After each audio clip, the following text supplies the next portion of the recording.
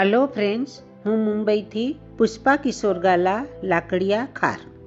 આ વખતે સર્જનાર મેગેઝિનનો ટોપિક છે વાંચન અને મારું આર્ટિકલ છે વાંચનનું વૈભવ.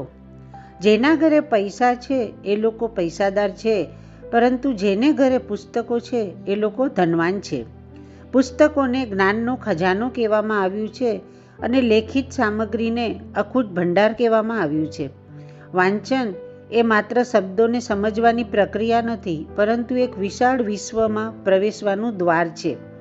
કારણ કે વાંચનથી આપણે દુનિયાની દરેક જગ્યાઓ અને વસ્તુઓથી પરિચિત થઈએ છીએ અને ઘણા મોટા વ્યક્તિઓના જીવન ચરિત્ર વાંચીને એમાંથી ખૂબ જ પ્રેરણાત્મક વાતો આપણે શીખીએ છીએ. અને પુસ્તક આપણી સાથે હશે તો ક્યારેય આપણને એકલતા નહીં સતાવે અને ડિપ્રેશન ડોરબેલ નહીં વગાડે. એ સત્ય છે. પુસ્તક એક સારા મિત્રની ગરજ સારે છે. વાંચણી અને પૂછણી ક્યારેય ન ભૂલવી જોઈએ. જેમ કોઈ વાત કે રસ્તો આપણને ખબર ન હોય તો પૂછી લેવું જોઈએ અને આપણને સાચી રાહ મળી જાય છે.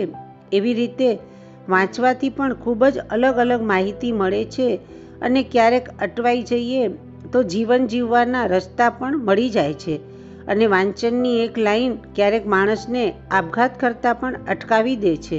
નાનું દ્રષ્ટાંત: કોઈ તારું ન થાય તો તું તારો થા.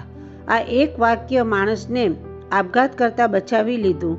એક માણસ ખૂબ જ દુઃખી હતો, કારણ કે એને એમ લાગતું હતું કે હું એકલો છું, મારી સાથે કોઈ નથી, તો હું એકલો જીવીને શું કરીશ.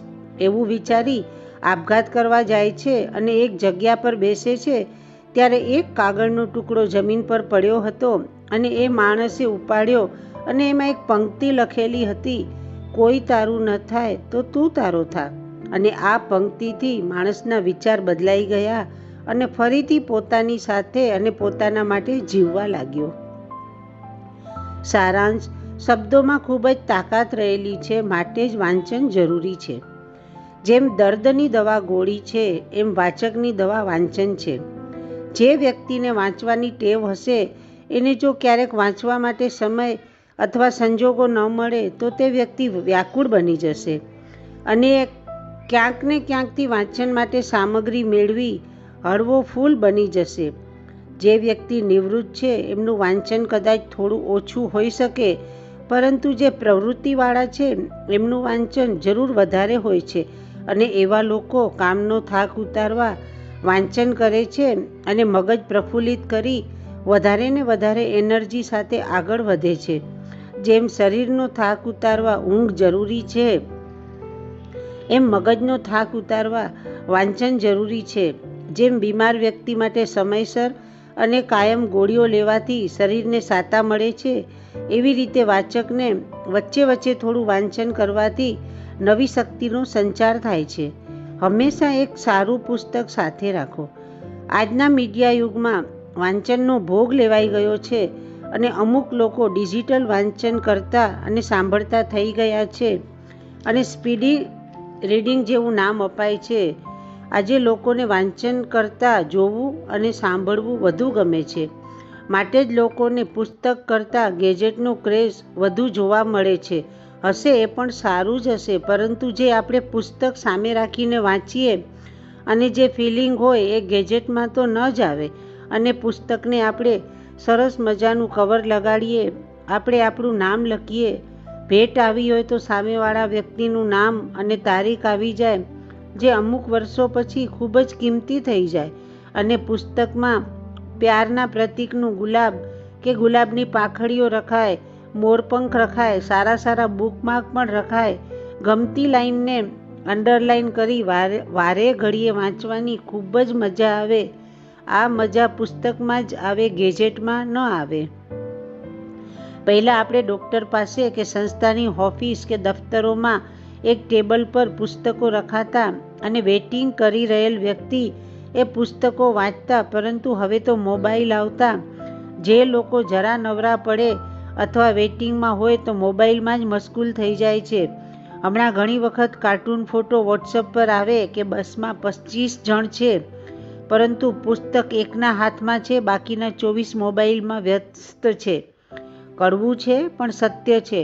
હમણાં મોબાઈલમાં એવી એપ આવી છે કે તમે તમારો સ્ક્રીન ટાઈમ ઓછો કરો, અને ઘણા યુવાનો હમણાં સ્ક્રીન ટાઈમ પર સજાગ થઈ વાંચન અથવા રમતગમત, જીમ કે બીજા શોખ તરફ વળ્યા છે. એક લાઈન લખવા માટે ઘણું બધું વાંચવું પડતું હોય છે, તો જે પુસ્તકો લખતા હશે એમનું વાંચન કેટલું બધું હશે. અને આપણને એ વાંચનનું નિચોડ પીરસતા હોય છે, માટે પુસ્તકો વાંચવા જ જોઈએ. પછી ભલે આપણા પસંદગીનું હોય, જેમ કે જોક્સ, વાર્તાઓ, નવલકથાઓ, બાયોગ્રાફી, ધાર્મિક, જનરલ વગેરે વાંચી શકીએ છીએ.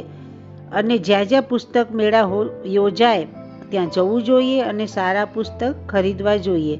અને ક્યારેક લાઇબ્રેરીઓની મુલાકાત પણ લેવી જોઈએ. આજે પણ ઘણા એવા વ્યક્તિઓ છે જે ગિફ્ટમાં બુકે નહીં પણ બુક આપે છે. અને ઘણી સંસ્થાઓ અને વ્યક્તિઓ છે જે વાંચન માટે માસિક અંક બહાર પાડે છે. દરેક પુસ્તક આપણને અલગ અલગ સક્સેસ માટે ચાવી આપીને જાય છે. એક તો વાંચન કરનાર વ્યક્તિની જલ્દીથી યાદશક્તિ ક્ષીણ નથી થતી, અને સતત મગજની એક્સરસાઇઝ થવાથી યાદશક્તિ સારી રહે છે. હા, એટલું ચોક્કસ કહીશ કે વાંચન માટે સારું સાહિત્ય જ આપણને હેલ્ધી બનાવે છે. બાકી વલ્ગર કે ગુનાખોરી કે ખરાબ સાહિત્ય આપણને શેતાન બનાવે છે. માટે વાંચવું તો સારું સાહિત્ય જ વાંચવું, એ યાદ રાખવું. અંતમાં વાંચન વધારો અને ઉપયોગી જ્ઞાન પીરસતા રહો. અસ્તુ.